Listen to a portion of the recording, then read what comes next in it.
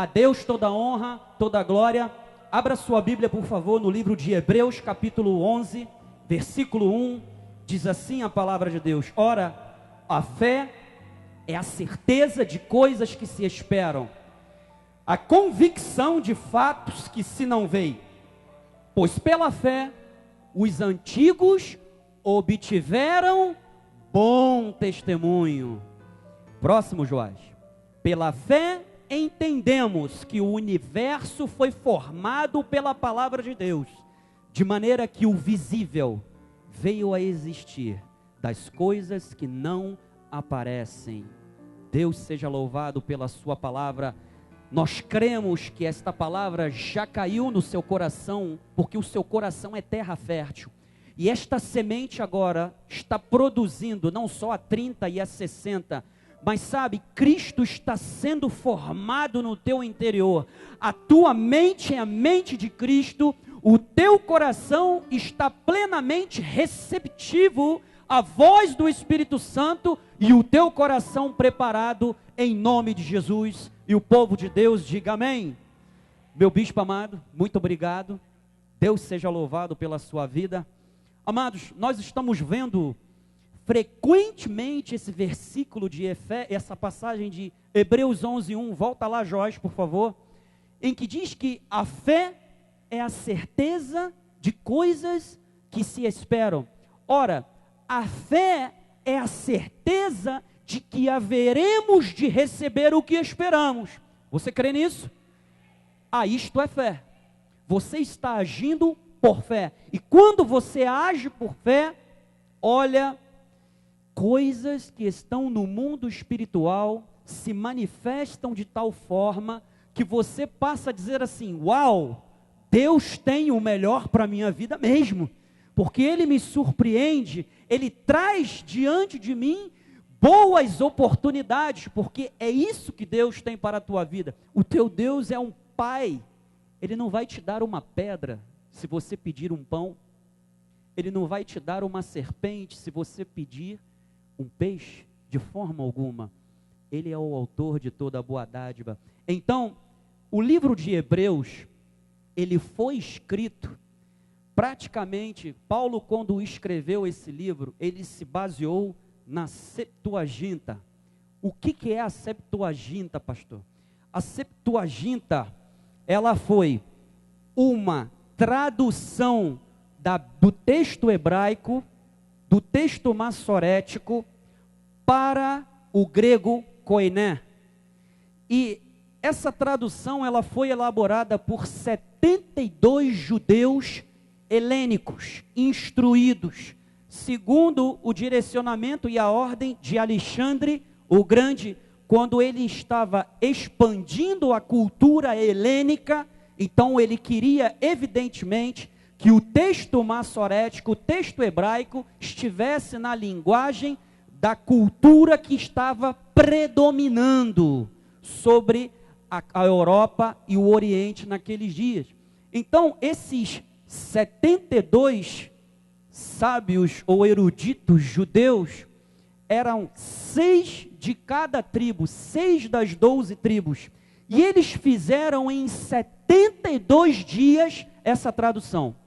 Ou seja, cada grupo de 6 traduziu a Bíblia hebraica em um dia. E quando Paulo usa esse texto da Bíblia hebraica, da Septuaginta, é porque o que acontece? A Septuaginta, ela simplesmente não tem participação cristã. Ela foi escrita num século antes, ou seja, num tempo antes, num tempo passado, quando a Bíblia cristã, quando o cânon foi formado, a Septuaginta já existia. Então nós não tivemos, quando eu digo nós, os pais da igreja, os antepassados, nós não tivemos nenhuma gerência sobre isso aqui, já estava pronto.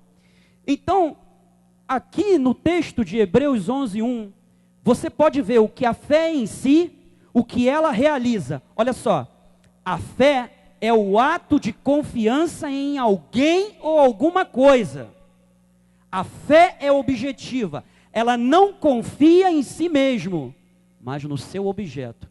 O objeto da nossa fé, sabe quem é, amado? É Jesus, o autor e o consumador da nossa fé. Então, logo na fé, não existe dúvida. Conforme diz o versículo 11, ela simplesmente tem a certeza das promessas de Deus. Ela me torna cônscio do mundo espiritual.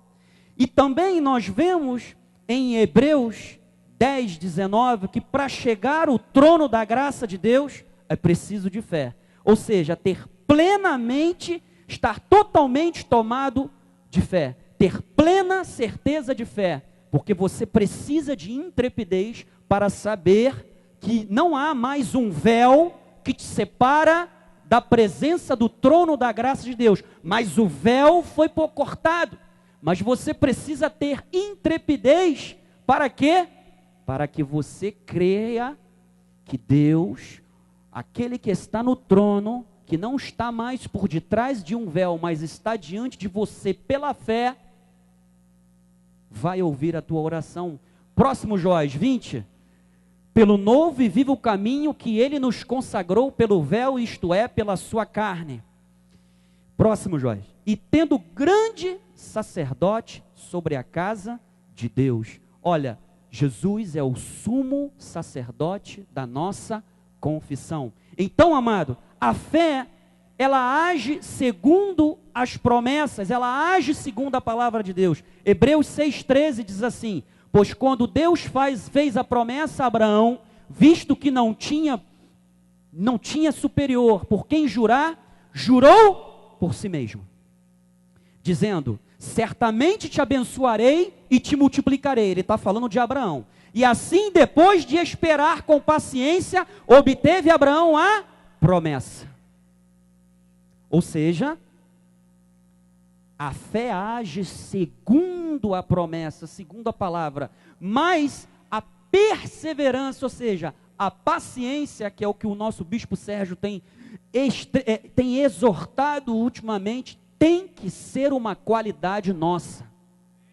Então, amado, a fé produz um bom testemunho. Hebreus 11:2. Pela fé os antigos obtiveram bom testemunho. Ou seja, eles tiveram duplo testemunho.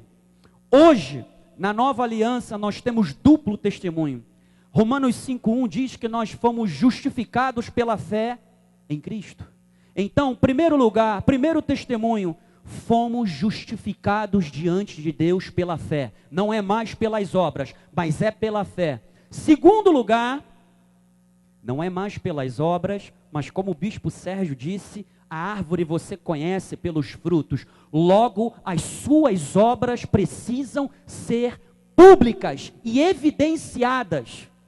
E quando você age por fé, essas obras, que é o seu testemunho cristão, é observado por aquele que está lá fora ou que ainda está na desobediência. E a pessoa olha para você e fala assim: caramba, ele é abençoado, sabe, tudo que ele faz é como se fosse o toque de Midas, tudo que ele toca vira ouro.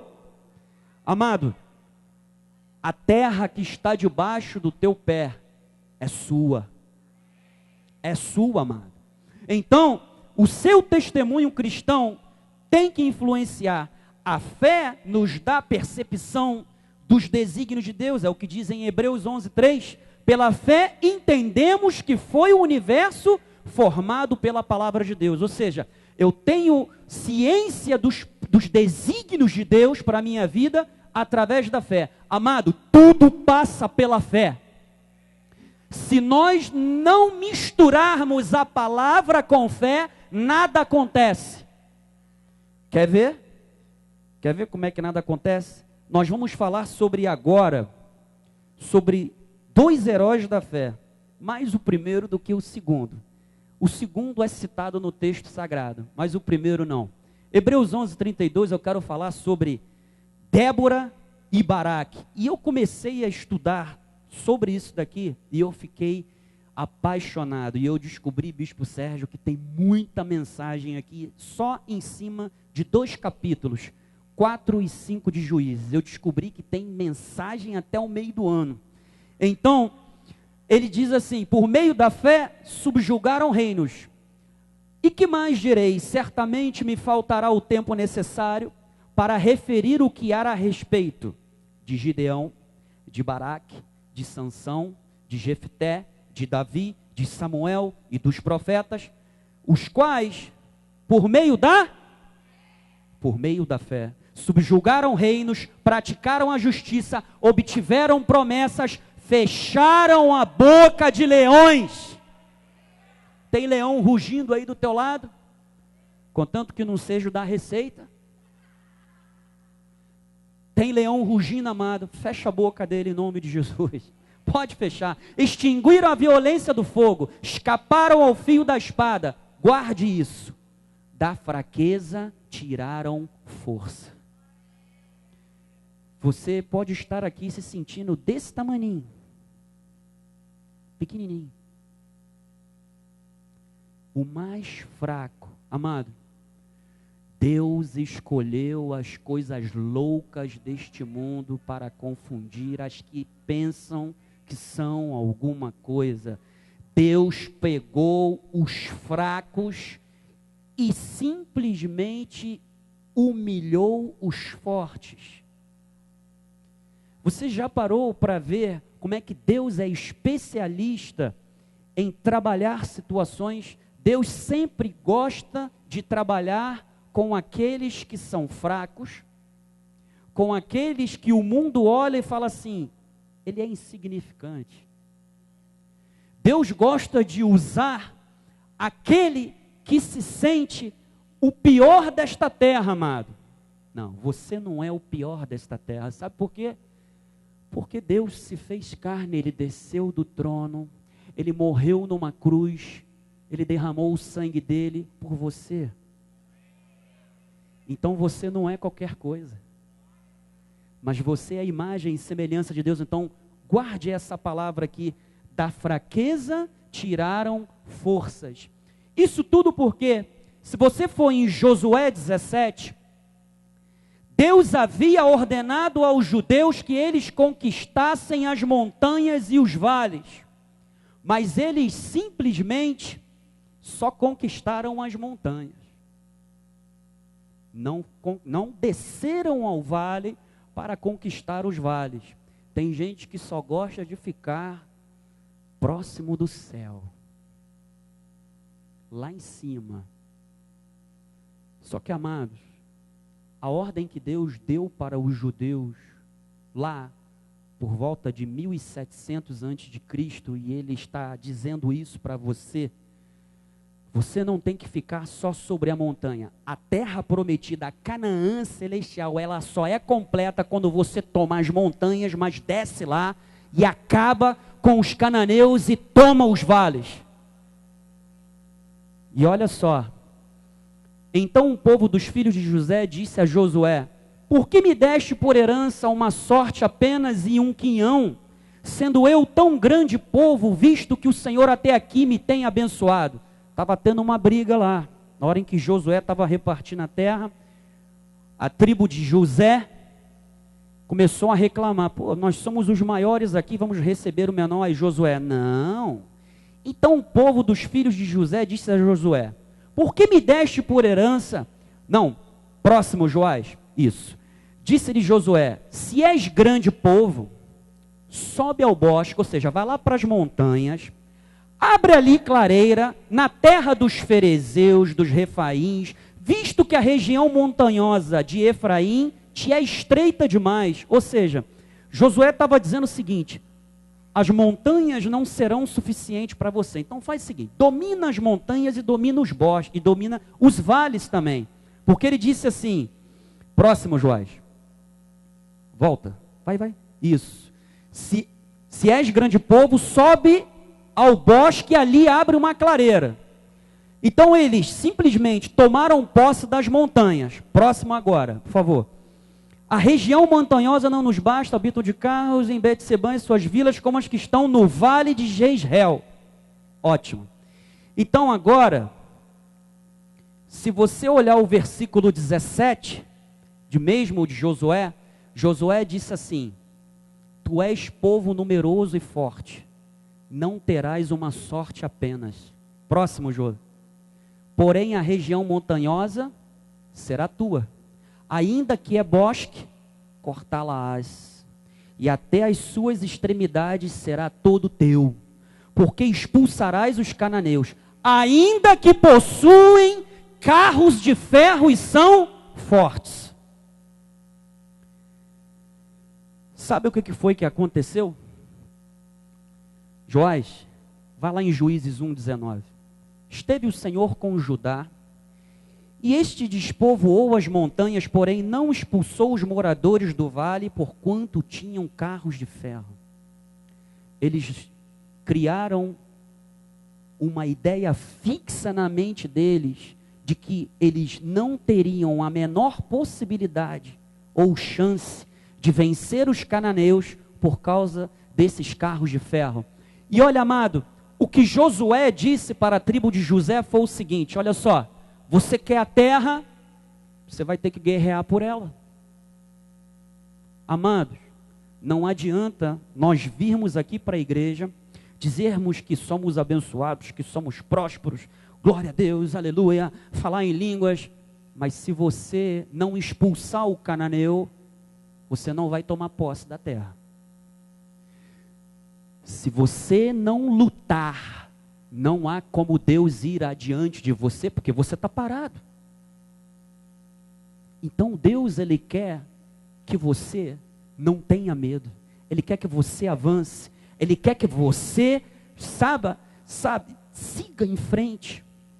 Ele não quer que você pare, porque Deus havia ordenado aos judeus que eles conquistassem as montanhas e os vales, ou seja, eles deveriam fazer a parte deles, e Deus faria dele. E olha, amados, quando nós não obedecemos à direção de Deus, os carros de ferro se tornam obstáculos. Ou seja, se você olhar lá, em Juízes 4:1 diz assim: os filhos de Israel tornaram a fazer o que era mal perante o Senhor depois de falecer Eude. Próximo. Entregou-os o Senhor nas mãos de Jabim. Essa palavra entregou no original é vendeu. Que reinava em Hazor. Sísera era o comandante do seu exército, o qual então habitava em Harosete-Ragoim. Clamaram os filhos de Israel ao Senhor, porquanto Jabim tinha 900 carros de ferro, e por 20 anos oprimia duramente a Israel. Amado, olha só, Jabim tinha 300.000 homens de infantaria, tinha 10.000 cavaleiros, e ele tinha 3.000 carros. Desses 3.000, ele tinha 900 de ferro. Agora, olha só, esses carros de ferro, eles tinham mais ou menos meio metro de altura a roda. E eles eram puxados por 3 cavalos. Multiplica 3 por 900, dá 2.700 cavalos. E nessa carroça, ali iam 3 pessoas. E o que conduzia, o carro de ferro, ia o arqueiro e ia aquele que era o armeiro, que municiava o arqueiro com as suas flechas. Sabe o que aconteceu? Quando os judeus estavam lá nas montanhas, porque o que Jabim ele fez? Ele simplesmente dominou os vales, contingenciou, bloqueou todas as rotas de comércio, ou seja, os judeus estavam presos nas montanhas, e se eles quisessem descer, eles tinham que pagar tributo, porque eles simplesmente apostatavam da fé de tempos em tempos. Por isso que Deus falou que todos os cananeus tinham que ser expulsos. Por quê, amados? Para que o povo não se misturasse com as práticas pagãs deles. Então, quando esses carros de ferro começavam a andar lá da montanha, amado, fazia isso aqui, ó. Olha como é que ficava a montanha, ó, tremendo. Você já imaginou? Você está lá tranquilo, só escuta aquele barulho. Meu Deus, lá vem aqueles carros de ferro, misericórdia. Hoje nós não vamos dormir, os caras vão vir aqui para cima. Sabe por quê, amados? Porque Deus falou, conquista as montanhas, mas também conquista os vales. Eles não obedeceram a Deus. E eles pagaram um preço por isso. A voz de Deus para você é a seguinte: o teu Deus que vai adiante de ti, Ele te ordena que você desça ao vale e conquiste. Tinha um louvor que dizia: tira-me do vale, eu não vou conseguir, chega desse vale. Amados, Deus quer que você conquiste o vale. O teu Deus não é Deus somente dos altos, Ele é Deus dos vales. E Ele teve que levantar uma mulher chamada Débora, que não era só juíza, era profetisa. Tem profeta nesse ministério. Nesse ministério nós temos um apóstolo e um profeta. Deus levanta uma mulher de 90 anos. Todo mundo bota a Débora bonitinha, novinha, né? Débora tinha 90 anos. Quando ela virou para um cidadão chamado Baraque, que Deus já havia dito para ele: você tem que conquistar a montanha, mas vai também no vale. Mas ele queria ficar só ali nas montanhas.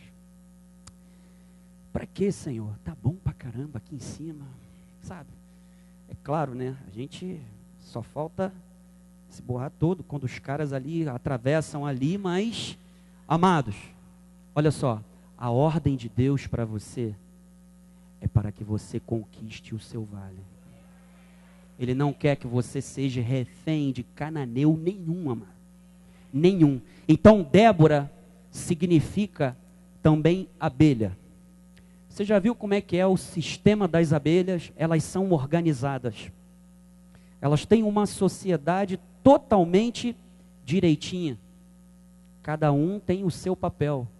E sob a batuta da abelha rainha, quando elas precisam, sabe, conquistar novos horizontes, sob a batuta da abelha rainha, os outros vão, sabe, eles vão num passo organizado.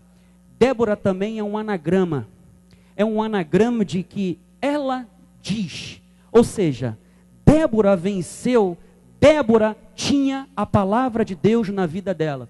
É por isso que nós estamos dizendo aqui o tempo todo: assim diz o Senhor. Então, essa ideia fixa na mente dos judeus gerou uma impossibilidade para eles, na mente deles. Tudo começa pela mente.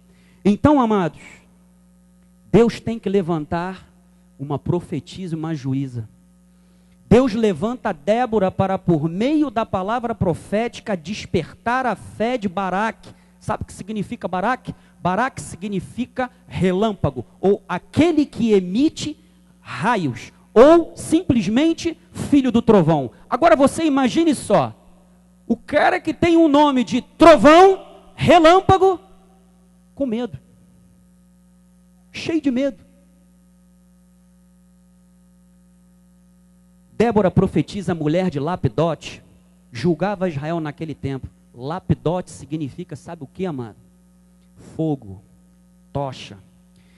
Deus teve que levantar uma mulher para incendiar Baraque, para ir contra os cananeus. Ela atendia debaixo da palmeira de Débora, entre Ramá e Betel, na região montanhosa de Efraim, e os filhos de Israel subiam a ela a juízo. Próximo, João. Mandou ela chamar Baraque. Agora olha só. Porventura o Senhor Deus de Israel não te deu ordem? Uau! Deus já havia dito para Baraque: Baraque, desce os vales e conquista.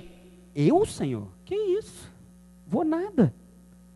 900 carros de fogo, de ferro. Os caras quando passam aqui fazem uma arruaça danada. Você já viu como é que é na ponte Rio-Niterói? O movimento? Já viu? A montanha, amado, tremia daquele jeito. A montanha balançava. Então Baraque falou assim: não, que isso? Só tem uma coisa. Deus está mandando eu ir? Tá bom, eu só vou, mas se você for comigo. Aí Débora olha assim e fala assim: cara frouxo, rapaz. Deixa de ser frouxo, homem. Tudo bem, eu vou contigo. Mas tem uma coisa, a honra não vai ser tua, não. A honra e a glória pertencerão a Deus, mas os louros da vitória serão creditados a uma mulher. É o que ele disse ali: vai, leva a gente ao monte Tabor e toma contigo 10.000 homens dos filhos de Naphtali e dos filhos de Zebulon, e farei ir a ti para o ribeiro Quizon a Sísera, comandante do exército de Jabim, com os seus carros e as suas tropas, e o darei nas tuas mãos. Próximo, Joás. Então lhe disse Baraque: se fores comigo, irei. Porém, se não fores comigo, não vou. Tem alguns comentaristas que falam assim: Baraque não teve medo, não. Ele simplesmente queria, ter mais proximidade da palavra profética, porque Débora era a palavra profética. Mas não foi bem assim, não, amado. Não foi bem assim, não. Ele se acovardou mesmo. Amado, olha que coisa tremenda. Você vai ver como é que Deus, ele simplesmente destrói todos os cananeus. Sabe por quê? Porque Baal era o Deus da chuva, do trovão e da fertilidade do solo. Ou seja, nada mais conveniente para um povo que vivia da agricultura. Olha só, Deus sempre gosta de envergonhar o adversário, aonde todos dizem que ele é forte, né? Então vamos lá, vamos ver o que aconteceu. Juízes 4:8 diz assim: anunciaram a Sísera que Baraque, 4:8, Joás, 8, isso. Então lhe disse Baraque: se fores comigo irei, porém se não fores, próximo por gentileza. Ela respondeu: certamente irei contigo, porém não será tua honra da investida que empreendes, pois as mãos de uma mulher o Senhor entregará a Sísera. E saiu Débora e se foi com Baraque. Amado, Joséfo, Flávio Joséfo, ele havia dito o seguinte, que quando, próximo Joás, manda o próximo aí. Então Baraque convocou Zebulon, Naphtali, Quedes, e com ele subiram 10.000 homens, e Débora também subiu com ele. Próximo. Anunciaram a Sísera que Baraque, filho de Abinoão, tinha subido ao monte Tabor. Você viu que Débora havia dito que Deus ia levar Sísera até lá o vale. Olha só, Sísera convocou todos os seus carros, 900 carros de ferro, e todo o povo que estava com ele, de Harosete Ragoim para o ribeiro de Quizon. Próximo, Joás. Então disse Débora a Baraque: dispõe-te. Agora você vai entender por que ela disse isso. Quando Baraque chegou próximo e que Sísera estava vindo com a galera dele do Malgem, ele olhou assim e falou assim: peraí, deixa eu dar uma voltinha aqui para trás. Aí Débora: rapaz, que isso? Dispõe-te, porque este é o dia em que o Senhor entregou a Sísera nas tuas mãos. Você não vai retroceder. Amado, você não pode retroceder diante dos carros de ferro. O que é o carro de ferro para você? É um diagnóstico negativo? A sentença que foi declamada, que foi pronunciada, foi contra você e não a teu favor? A crise está aí, pastor. Estão aí os carros de ferro. É isso que está te assustando?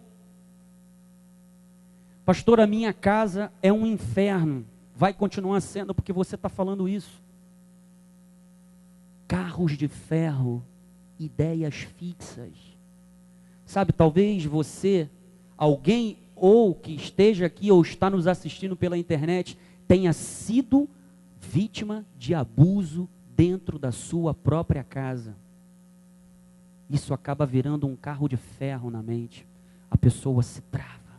Ela está bloqueada, ela não consegue agir, ela não consegue descer ao vale e conquistar o vale.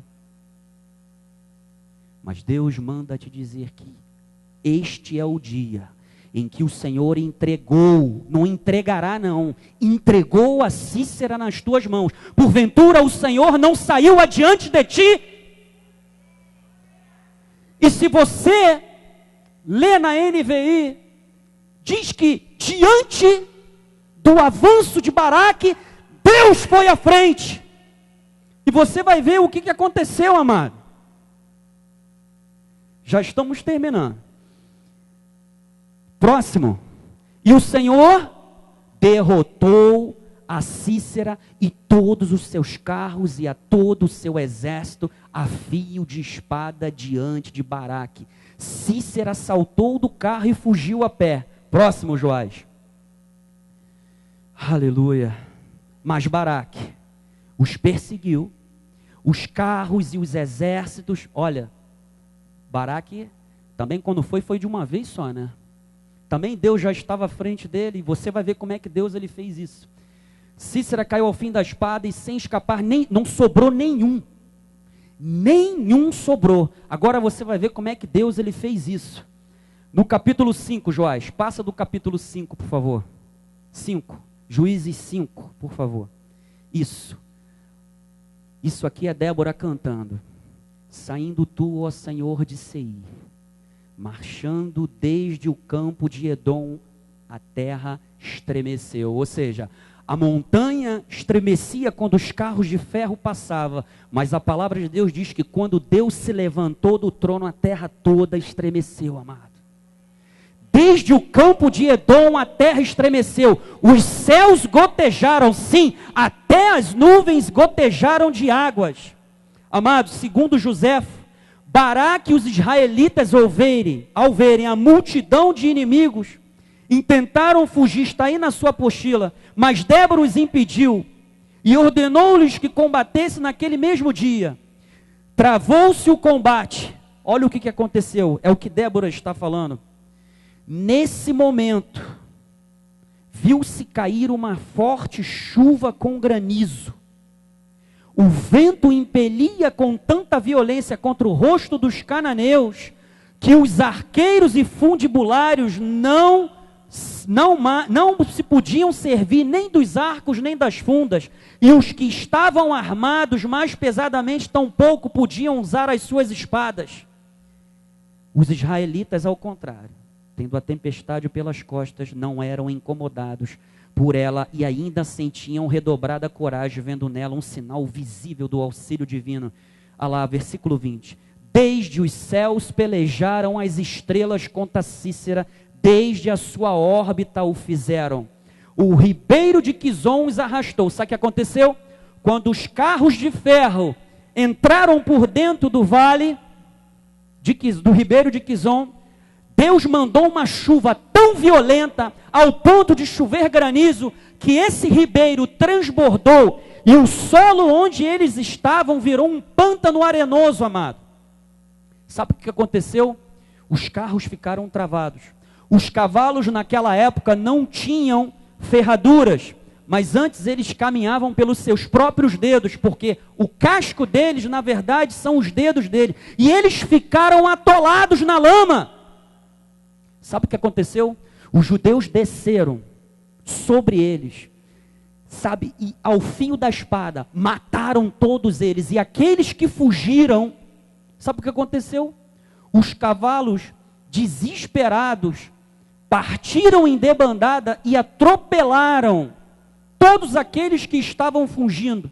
Ou seja, Deus confundiu o inimigo de tal forma, amado, de tal maneira, que todos eles ficaram presos e atolados. O teu Deus é o Deus que calca aos pés dos teus inimigos. Por isso é que nele você fará proezas. Você precisa crer nisso. Você precisa crer nisso. Então, amado, eu não sei quais são os teus carros de ferro, o que atormentam a sua vida. Eu não sei quais são os carros de ferro que estão te oprimindo. Mas hoje, esta palavra é para a tua vida. Em nome de Jesus, quebre essa ideia fixa de que você não consegue, de que você não aguenta mais, de que você não vai resistir e que você está ao ponto de desistir. Quebre em nome de Jesus essa ideia fixa de que os seus planos, os seus projetos e seus sonhos nunca se realizarão, porque isto na verdade tem sido carros de ferro na tua mente. Mas o Senhor lhe traz a promessa, assim como ele falou com Baraque: eu lhe dou na sua mão, você só tem que ir para a batalha. E a batalha começa na sua mente, amado. Por isso, eleito de Deus, tire a ideia fixa dos carros de ferro e comece a olhar para o Senhor dos Exércitos. Para aqueles que ainda não receberam a Jesus, receba-o e quebre esta ideia fixa e comece a viver uma nova vida. Obedeça a palavra de Deus. Conquiste as montanhas, mas não somente as montanhas, conquiste os vales. E para terminar, Isaías capítulo 57 diz assim: aterrai, aterrai, preparai o caminho, tirai os tropeços do caminho do meu povo. Amado, nós estamos aqui tirando os obstáculos, tirando os empecilhos para que você passe triunfante. Sabe por quê? Porque assim diz o alto, o sublime, que habita a eternidade, o qual tem o nome de santo. Eu habito no alto e no santo lugar, mas habito também com um contrito e abatido de espírito, para vivificar o espírito dos abatidos e vivificar o coração dos contritos. Você quer saber como é que está essa palavra na King James? Diz assim: então o Eterno exclamará: aterrai, aterrai, abri um caminho, removei os obstáculos, para que o meu povo tenha acesso ao caminho. O caminho da vitória está diante de você. Nós estamos removendo os obstáculos para que você ande, para que você avance, para que você vença. Porque ele diz assim: porquanto assim afirma o alto, o sublime, aquele que vive para sempre, cujo nome é santíssimo. Habito no lugar mais majestoso e santo do universo. Contudo, estou presente com um contrito e humilde de espírito, a fim de proporcionar um novo ânimo. Deus está te dando um novo ânimo ao quebrantado de coração e um novo alento ao coração arrependido. Amado, Deus não é somente Deus das montanhas, mas Ele é Deus dos vales. Assim seja, assim disse o Senhor. Bispo Sérgio, em nome de Jesus, meu amado bispo, minha amada esposa, pastora Cristiane, pastora Kemi, por gentileza, subam ao altar para a glória de Deus. Nosso bispo impetrará a bênção apostólica. Passamos alguns minutinhos, me perdoe em nome de Jesus. Bispo Sérgio. Graças a Deus. Glórias a Deus. Vamos todos ficar de pé, estenda suas mãos para o altar.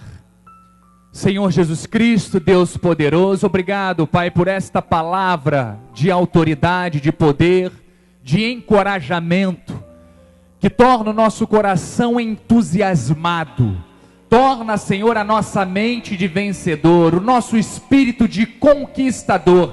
Assim sairemos da Tua casa nesta noite, para tomarmos posse daquilo que é nossa herança, daquilo que é nosso direito, daquilo que Deus outorgou aos seus filhos, sabendo que a nossa visão, o nosso foco, não estão nos problemas, mas sim naquele que é o autor e consumador da nossa fé. Por isso, Pai, obrigado, que esta palavra, assim como foi profetizada desde o início, já comece a frutificar a 30, 60 e a 100 por um da semente nas nossas vidas, para que ao chegarmos no nosso dia a dia, possamos alcançar todas as promessas, e que a graça, a paz, o amor, as doces consolações do Espírito Santo sejam com todos hoje e para sempre. E aqueles que pela fé têm um bom testemunho, digam amém e amém. Graça e paz. Não saia sem abraçar o seu irmão e diga a ele com autoridade: a sua fé renderá a você grandes testemunhos.